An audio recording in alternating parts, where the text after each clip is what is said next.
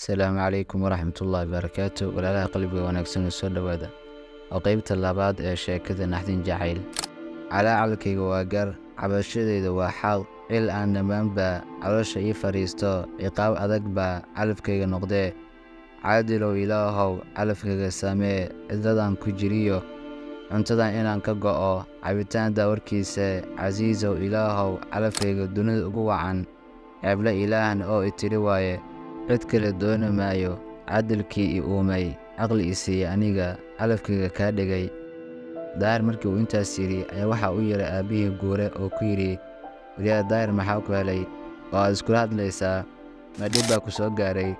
Daahir ayaa yidhi, maya aabbe, ee xoogaa waan qadhanahay.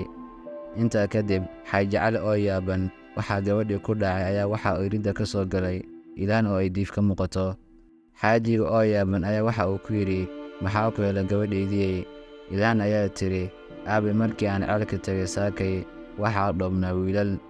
Anigana markii aan dhahay, walaalayaalow aan xoolaha dhaansado, waxay igu jawaabeen, maad walaalaha soo dirsatid ha kuu dhaamiyaane.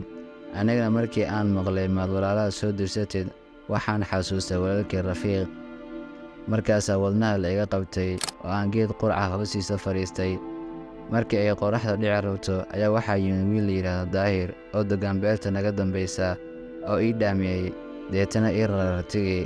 Laakiin aabbe, meesha aan soo degnay dadka deggan naxariis ma laha miya, marka laga reebo wiilka guure ee Daahir ah oo isagu ii damqaday markii uu arkay rafaadka i haysta oo qorraxduna sii dhacayso.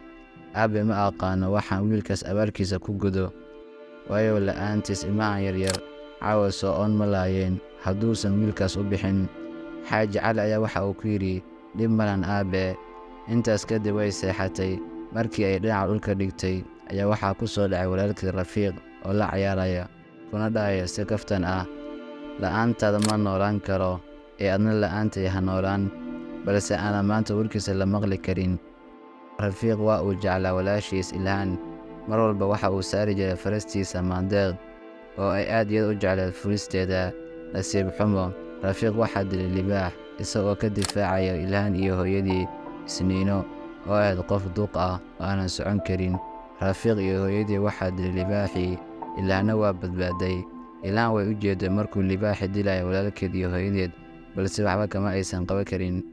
Waxa ay marba dhinac isku rogrogto. Waagii ayaa baryey, waxaana ay soo kaxaysay xoolihii si ay u soo daajiso. Waxa ayna is arkeen Daahir oo isna u socda tuulada si uu uga soo iibsado wax xoogaa raashin ah oo ay nolosha ku dabbaraan. Waxaana uu yidhi, asalaamu calaykum.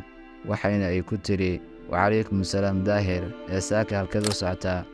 Waxaana uu yidhi, aabbayo, magaalada ayaan u socdaa si aan u soo iibsado raashin aan isticmaalno, ee adiga caafimaadkaada waa sidee?